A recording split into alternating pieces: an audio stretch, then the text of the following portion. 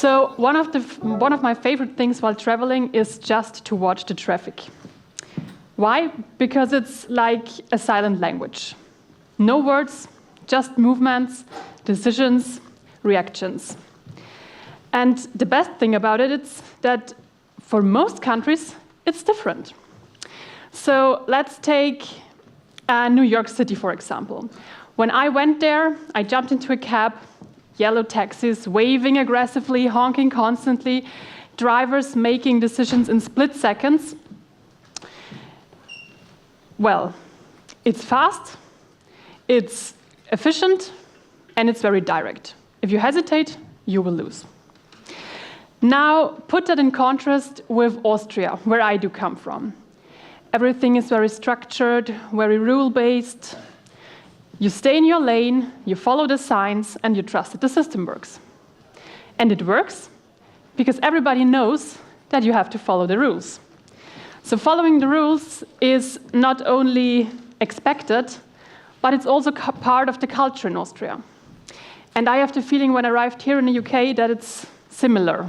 So I think we have something in common. I've also been to India. And at first sight, traffic in India looked like complete chaos to me. So cars, scooters, autos, so this yellow thingies, buses, trucks, pedestrians, and even cows, all moving at the same street at the same time and in parallel. But when you take a second look and a closer look, you will see something else, some deep sense of awareness. People understand how this flow works. They understand when to act, how to react, and how the system works. My name is Manuela Raidl. I'm from Vienna, from Austria, and I'm a change and communication manager at Bosch, so I'm working in the automotive industries. And my journey in Agile leadership started about 5 years ago when I became a Scrum Master back then.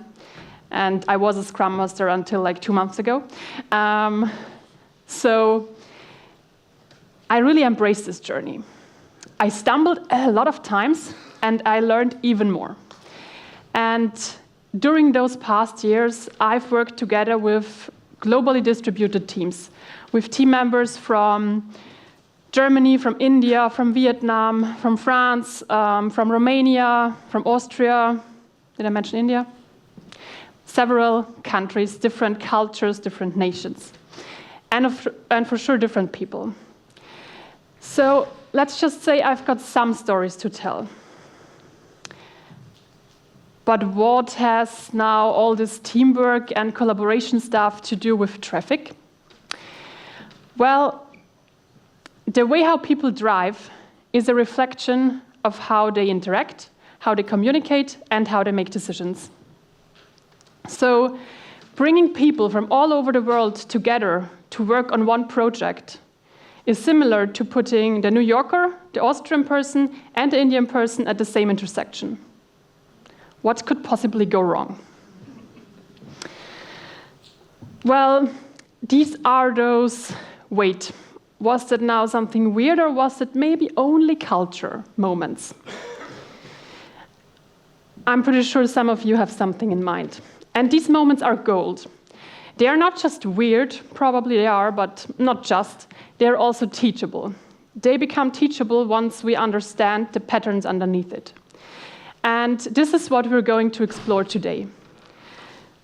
The things that trip us up, how to make sense of them, and most importantly, how to improve through greater awareness, or how to empower through greater awareness. So there are, over the past years, there have been established a lot of different frameworks trying to describe cultural differences. One of those frameworks, and my favorite framework, is from Erin Meyer. Erin Meyer is a cultural expert, and she wrote the book, The Culture Map. Does anybody know this book? Yeah, I see some nodding. It's a really good book. I will definitely recommend it to all of you to read. So what she did is she came up with 8 key cultural dimensions that vary across across countries and across regions. And for those dimensions, she describes how differences in each of those dimensions can lead to misunderstandings and what we can do to bridge these gaps. So what are these dimensions, these cultural dimensions that she considers? It's communicating, evaluating, leading, deciding, trusting, disagreeing, scheduling, and persuading. And those dimensions, it's not just about personal quirks or preferences, but it's about cultural patterns. So we are not talking about individual behaviors, but about cultural, most likely to happen behaviors. How do these dimensions work? How does she present these dimensions? She found a very powerful way to visualize them by putting countries somewhere on a scale between two extremes. So imagine each dimension as a continuum, kind of a continuous spectrum between two styles, style A and style B. And those styles are defined by some patterns. And the patterns that describe style A are contrasting to the patterns that describe style B. And then we place countries there. So, for example, we have the green country and the blue country. What would that mean now? That would mean people from the green country follow patterns of style A way more than people from the blue country. And the other way around, people from the blue country follow style B more, the patterns from style B more than the green country. So let's dive into the first dimension. We're not exploring all today, but for some we'll go deeper. It's about communicating. On one hand side, there is low context communication. Cultures where low context communication is happening, that means people say exactly what they mean. On the other hand side, we have the high context cultures. Here, meaning is often implied or implicit, and messages are understood through shared knowledge.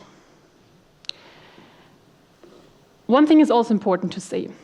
It never means, for none of those scales, that one style, one side is better than the other. It's not about being better or worse. It's just about identifying the gaps that we should bridge. So what good communication is possible everywhere.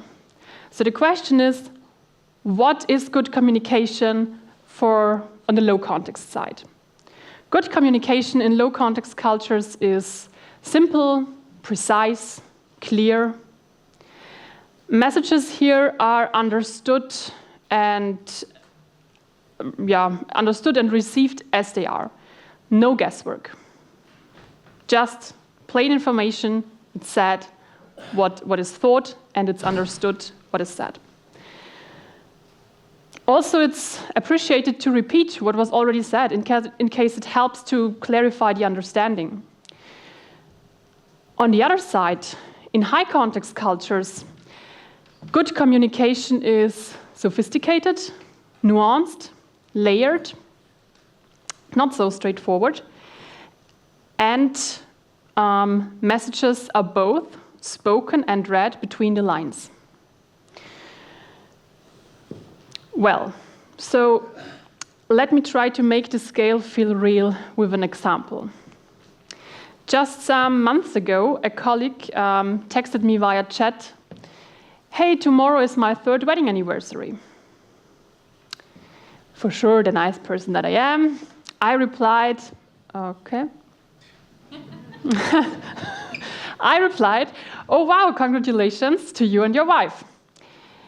Well, the next day, it turned out that was not the best answer that I could give, because my colleague actually wanted to tell me not just some piece of personal news or update, but he wanted to tell me, "Hey, can we reschedule our evening meeting so that I can log off earlier and go and celebrate with my wife.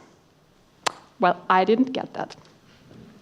So my colleague is from India, whereas I'm from Austria, so we are not in the same, it's not the same culture, and there is a difference.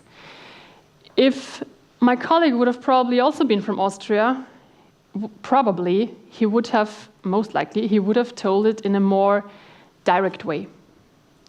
Hey, I want to go earlier, can we just schedule our meeting to the morning? For sure, no issue. Or if I would have been in the part of the Indian culture, I would have probably read between the lines, yeah, for sure, celebrate, and I will reschedule our meeting, I will find a different slot. Also, no problem. But as there is this gap, it became difficult. So where can we place these two countries on the scale?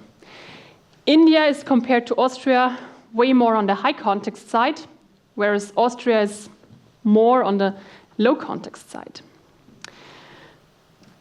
Well, that's a gap. So we need to find some ways, and we need to become aware of that. Once you become aware, it already helps to read between those lines.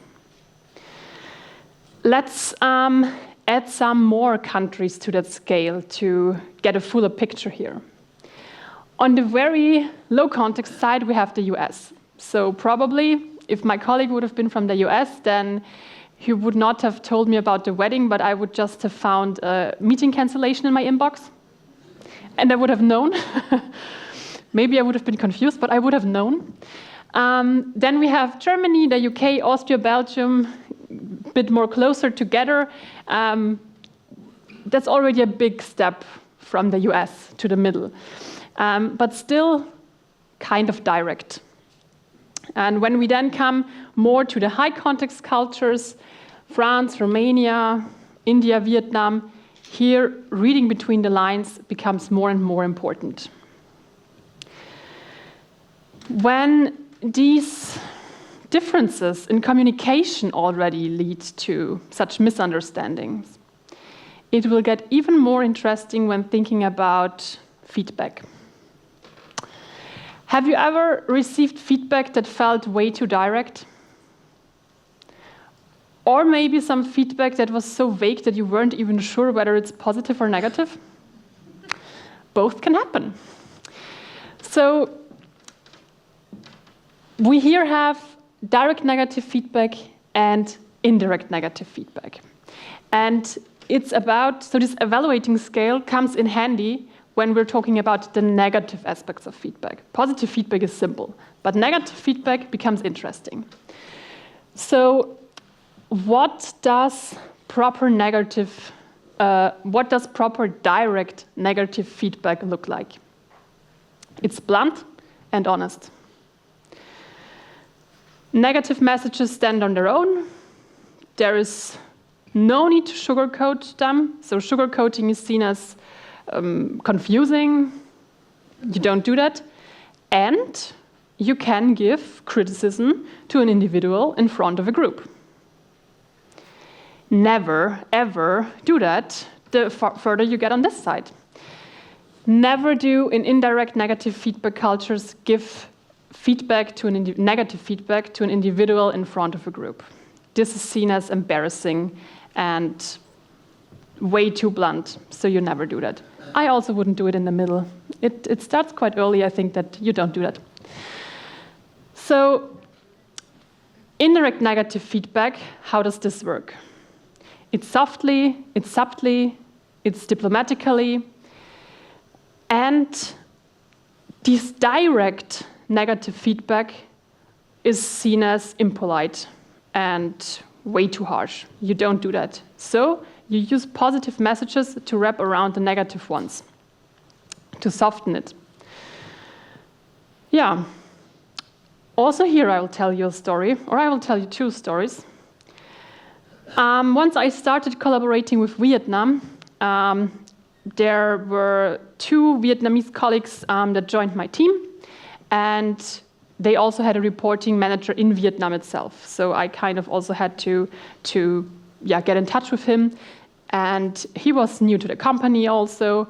And he asked me to evaluate the team, the Vietnamese members, so to give some feedback on their performance. I was really happy with their performance, and I thought that's a great thing from his side to ask for feedback so that they can improve. So I thought I will give feedback that actually helps.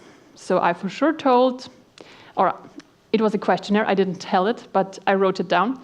So I for sure noted down those things that were really, really good. And I also thought, okay, let's give some areas for improvement. So, because there's always something to improve on, right? Well, some days later, my team members called me, and they were like, why didn't you tell us that we are performing so bad? And I was like, what? They didn't perform bad at all. But my areas for improvement, where I thought, okay, generally, we can get better somewhere, all of us, they were seen as, wow, you are so bad. And this is how this manager interpreted it.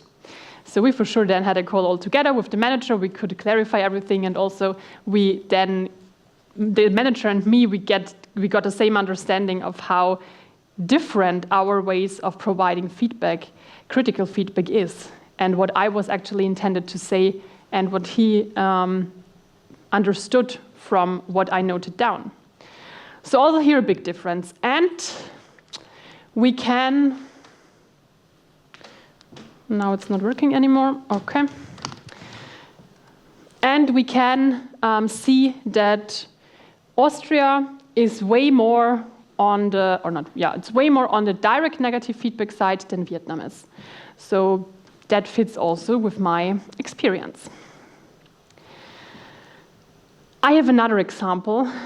I was on a trip in France, in Lyon, and I was very committed to stick to my workout routine, so I found a local gym. I went there, hopped on the machines, then I went for the weighted squats. I was just getting started, and there was a guy at the other end of the room, and he was kind of watching me, staring at me, and I thought, maybe he's just wanting to get the weights after me, so I will try to get it done quickly so that he doesn't have to wait that long. And while I was doing my squats, he then came over. He kind of smiled, not too much, but a little bit. So I was like, okay, mentally preparing for a flirty moment. And then he told, you're doing that wrong. You will hurt your back like this. And I was like, ugh. Before I even said anything, he continued and went on, also your posture is not good. You want to build muscles or just look busy? I then went like, thank you. He nodded, smiled, went away. I took all my stuff, went away, never came back. Later on that day, I was in a French school actually at that time, so I asked my French teacher, or not I asked her, but I told her the story and how embarrassing all this was. And she just said, well, he was helping you. He was just honest. We are not sugarcoating here in France. And I was like, okay, that's probably a difference. And once I read afterwards that book from Erin, Meyer, and I understood, okay, France is on the negative feedback scale a bit more on the direct side than what I'm used to, I kind of hope that this was the reason, right? We never know. But yeah, that's a difference. So what for me is, what is already very harsh feedback, too harsh, is for other cultures probably exactly the right way to do it. So when we also take here a look onto where some other countries land, we have Germany on the very, very direct negative feedback side.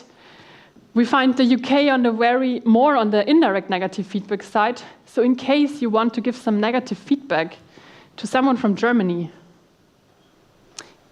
do it a bit more, not aggressive, but give a bit more power within that. Use some worse words than you would usually do. Just to understand, so whenever there is a gap, try to move yourself out of what you would naturally do.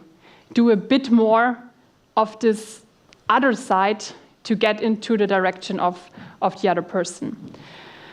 And for sure, when you receive feedback, then from a German one, don't take it too serious. They take themselves serious enough. That's already fine. Okay, so evaluating. What also becomes important is trusting. And also how trust is established, maintained, nurtured is different everywhere around the world. So we have task-based cultures. Here, trust is built quite quickly through practical, work-related or business-related actions. You can build trust by showing your competence, by delivering results continuously. And yeah, so work relationships in task-based cultures can be established and broken, both, very quickly, very easily. Whereas on the other side, relationship-based cultures, here relationships are built over time, based on personal connection, based on understanding who is this other person on a deeper level, outside of work context. To build a relationship, trust in a relationship-based culture, you better go for a drink after work, have a coffee chat. You really need to get to know the people. So in a task-based culture, the message would be, I trust you because you perform. Whereas on the other side, in the relationship-based cultures, the message would be, I trust you because I know who you are outside of work and I know someone who trusts you too. So it's a difference. And when I started working at Bosch, my manager back then told me, in order to do your job well, you need to know how old your Indian colleagues' kids are. First, I thought this was a joke. Then I thought, okay, am I now supposed to fill an Excel sheet with all the data? Well, over the time, I understood what it actually meant. It's about having these conversations that lead to figuring out those things. It's not about exactly knowing the birthday dates of all the kids, but it's about having these conversations that lead you there. It's about connecting on this level. It's about sharing from your personal life and getting to know about their personal life. It's not about starting a meeting and directly going into all the context and into the technical stuff, but it's about also connecting first with the people. And this has a more higher value in Indian culture than it has in my culture. So doing it a bit more than I would usually do is already very beneficial. And also it's still something that when new team members in Austria or in Germany join my team, then I will always tell them, make sure to figure out how old the kids from our Indian colleagues are. Because the way to get to this information is already the key. So let's place Austria and India there. We can see India very on the relationship-based side, whereas Austria is much more away from that, more on the task-based side. It's just a difference. Let's see where, no, I have another story, you're right. I have been in Los Angeles in the Walt Disney studio, and there is a studio tour that you can attend. And I am not the person who is buying the fast lane tickets, so that meant I had to stand quite long in the queue to wait for this tour. And there I met, in the queue, they just turned around, 2 women in front of me, and we started with some small talk, and really quickly we got into very deep conversations about like everything. We also planned for the next day that we want to go to the rodeo drive together and to stroll around there, get a coffee, all that stuff. we really became friends in that very short time, which was kind of confusing for me, but this is how it happened. And then once the tour was over, and it was clear that for that day our ways would part, I was about to pull out my phone so that we can exchange the numbers to make everything detailed for the next day. While I was still unlocking it, they were already, "It was nice seeing you. Enjoy the rest of your trip." And I was confused because I thought we were friends now, but turns out it was only me thinking so. Why? So this relationship was built on a task, basically. The task was standing in line and trying to get this time done as quick, or make this time feeling as short as possible. And once this was done, there was no need for this relationship anymore. So this is also an aspect of these relationships that are relevant for a job to be done that can be broken quite easily. Quite fast, we became very good friends, and even faster, this was gone. So a difference also between Austria and the US. The US is very task-based, whereas Austria is way more in the middle, more on the relationship-based side here. Yeah, let's put some more countries there. We have the US, as we already discussed, UK and Germany also more on the task-based side. Belgium, Austria, France and Romania are then coming, and relationship-based Vietnam, India, and also many other Asian cultures are more on this side. So how does this help? When you want to build trust with somebody new that you don't know yet, but you're getting to know them, think wisely about what to invest time in. Is it more helpful to focus on doing your job, showing how you did your work, showing that you are like professional, that this professional aspect of yourself, is this what should be in focus?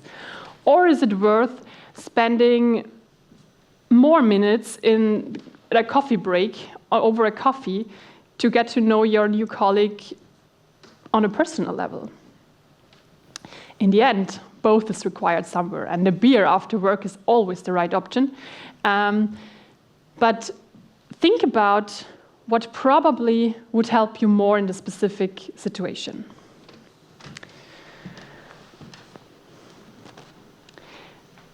Leadership.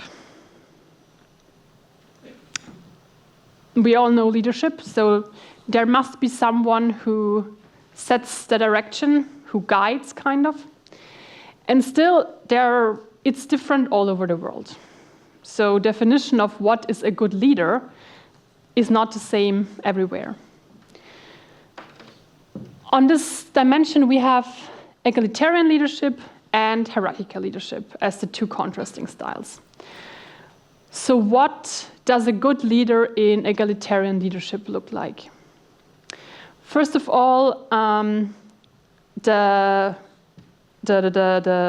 difference between the boss and its subordinate is low. The best boss in egalitarian leadership is a facilitator among equals.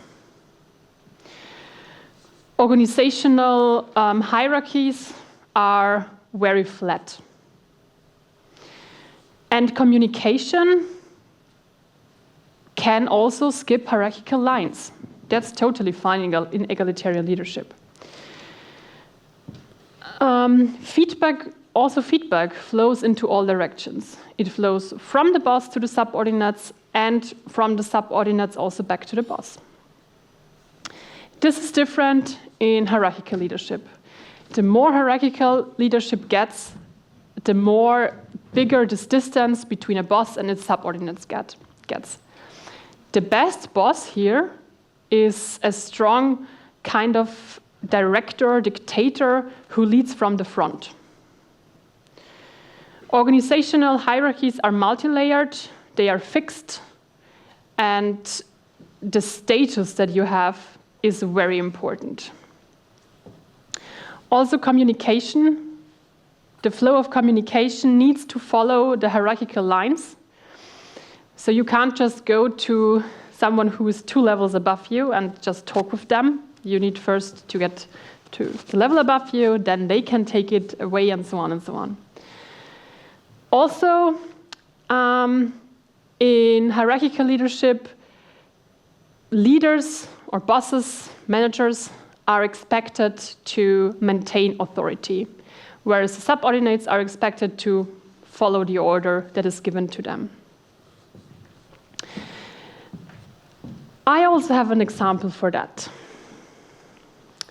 I was in New York City, as I told in the very beginning, right? And I was aiming to do a bicycle tour. So I went to rent a bicycle shop, and yeah, some people were already there. There was a really nice guy at the front desk where you had to fill some forms before, and then he handed out the helmets and the bicycles and so on. And as there were some people, I was waiting and just watching what is happening. And at some point of time, another guy entered, and he was dressed quite similar to the guy behind the front desk, so it was obvious that he was also working there. And he then said, "Hey, mate, how can I help? What shall I do? Tell me where to support." And the guy behind the front desk just went, "Yeah, just hand out the helmets to this family. They already filled all the forms, so just hand out the helmets and then you can give them the bicycles." And he did that. And then the guy behind the front desk again told to this other guy, "Oh, the paper from the printer has run out. Can you just go to the storage room and get some more? We need some more here." And he did that. And when I got closer to them, I finally could read what was written on their name signs. And the second guy who entered later, who did all the tasks basically, he has written manager.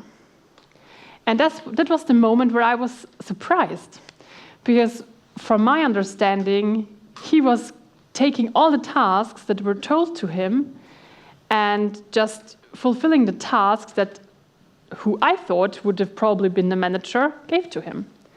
But it was actually the other way around. He was way more an egalitarian manager who was there to empower his team, to support his team where the support is needed, and not there to give orders, but really there to be there, to jump in where the hands are required, to put his hands there, to make his hands dirty.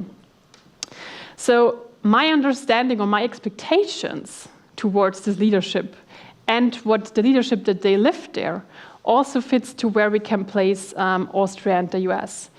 So US way more on the egalitarian side than Austria. And also here, we can for sure add some more countries. UK and Belgium are still quite on the egalitarian side compared to a lot of other countries. Germany, Austria, France, quite similar here. And more on the hierarchical side, Romania, India, and Vietnam. So what do we learn from this? There is no one-size-fits-all solution for leadership, unfortunately. We need to figure out what our teams actually need. And this is based on culture. This, for sure, is also based on individuals. And understanding what it is, this really helps. I want to leave you with some practical takeaways that you can turn into action right on Monday when you get back to the office. First of all, model the behavior you want to see. Lead by example. So when you want your team to be open, to be curious about other cultures, to be respectful with other cultures and interested in other cultures, be that. Show them what it means to be curious about other cultures. Ask questions about these other cultures. Be interested in what they do different than what you do in your culture. Communicate clearly and transparently. We had the point of communication before. You never know if what is said is what is meant, and if what is meant is what is understood. So slow down, check in with your team if there is a common understanding, and if required, repeat or rephrase. And make your team do the same. Also make your team do slow down, to check in with the others, and make them rephrase if necessary, or repeat if necessary, until everybody is at a common understanding. Use tools for your support to become aware of these cultural gaps. There are several tools on the internet. The one from Erin Meyer I will recommend you. That is the country mapping tool, so you can find it behind this link or behind that QR code.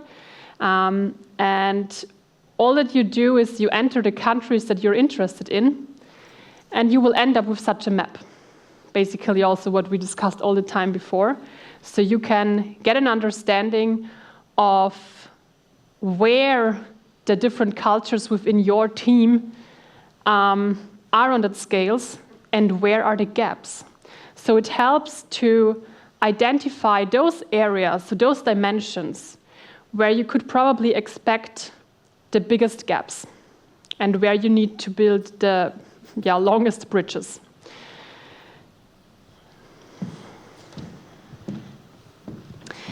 And create a cultural awareness map together with your team. You'll be wondering, or you will be impressed, how many light bulb moments just come from making these implicit assumptions visualized and sharing them within the whole team. It can be very different things. You can get started with, how do people in different cultures celebrate their birthdays? You will be wondering how different that actually is. How different is the food? How different are food traditions? How different are people eating? Some are sitting on the floor, others are sitting at desks. So things are different. Make the team aware of that. And last but not least, remember that the key to successful collaboration, to successful cross-cultural collaboration, is awareness. The more aware you and your team are of those gaps in culture, those differences in culture that you all are having in the team, the better you can work on it, the better this understanding for each other gets, and the better you can be effective in, for example, communication, the better you can provide feedback towards each other's, because you know that there are differences, and you know what to watch out, and you become aware of what those things are that could trip you up. So get started with your teams, get started with these conversations about the differences, and once you started, you will figure out that there is so much more to explore in that. So coming back to our global traffic jam. You don't need to drive like everybody else. That's not the goal. But you need to understand how they drive. And if you can learn to tune into their rhythm and to co-drive probably, then it's not only getting possible to collaborate in a cross-cultural setting, but then it's also getting powerful to have this collaboration and this diversity. So ask yourself the questions. How are the different cultures driving your team? And I would really love to get your insights. Either I think we have like 5 minutes left, the next 5 minutes, afterwards in the afternoon, or probably at the boat party today in the evening, or when you contact me via LinkedIn for sure. So thank you very much for having me, and connect with me on LinkedIn, and I would also be happy to get your feedback. Thank you.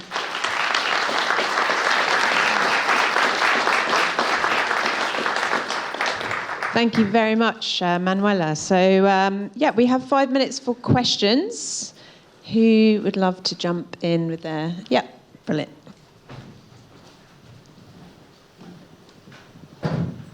Hi there, thanks for the talk. I'm now wondering about things like guidance, written guidance on things like Agile, and will different people read that very differently, since a lot of it comes out of English-speaking cultures? I'm just wondering if you've any experience with that, anything you've had to deal with sort of along those lines of just very different interpretations of the same written guidance. That's a good question. So I think how guidances are written and this interpretation of that, I'm definitely with you. There is for sure some difference in the cultures. I think I didn't really see this different understanding, because this is usually usually when I go through a guidance with the team, I do not let everybody sit down and read it on their own, but we rework it together in order to end up with a common understanding. Maybe what I already had in mind when doing so is that it otherwise could end up in different situations. But actually, I have not tried. Maybe I will do an experience on that. Good point. Thank you. Thank you for your talk. That was really interesting. I wondered if we're dealing with organisations and teams where there's quite a mix of cultures and sort of adapting our style for individuals, is there a bit of a risk that changing of style starts to seem, I guess, inauthentic? So not like our true selves. So we end up surprising people because they would expect me to behave in maybe a British way, and I'd be behaving differently.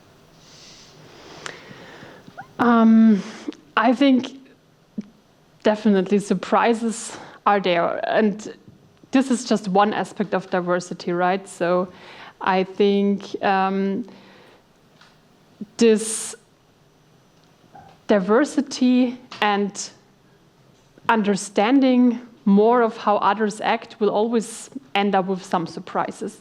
I think that the interesting question is how you deal with these surprises. And when you're open and you're willing to explore those surprises into more detail in your organization, then I don't think that it's any difficulty. Maybe it's a difficulty, but you can manage it somehow, or at least you try your best to manage it, and this is for sure already helpful. Wonderful. We've probably got time for one more question, so I'm going to come down. There we go. Really interesting stuff. Thank you very much. My question is about the cultures within a country. So tend to have different sort of cultural breaks in there. Is there a way of mapping that? So, for example, the north-south difference in the UK or from Scotland to England, is there a way of mapping it? I'm pretty sure there is a lot of difference in this as well. So the data that I used, or that the information that I took from the book from Erin Meyer, it focuses on countries as a whole. But definitely there is a difference between north-south part. There is also difference between age groups. There is probably also a difference between the education that people got. So there you can think about way more ideas that you can have in mind with all these diversity aspects once again. So yes, definitely also north or south, there's a big difference for sure. Okay, thank you. I think we are pretty much at time. So thank you so much for your presentation. Let's have another round of applause.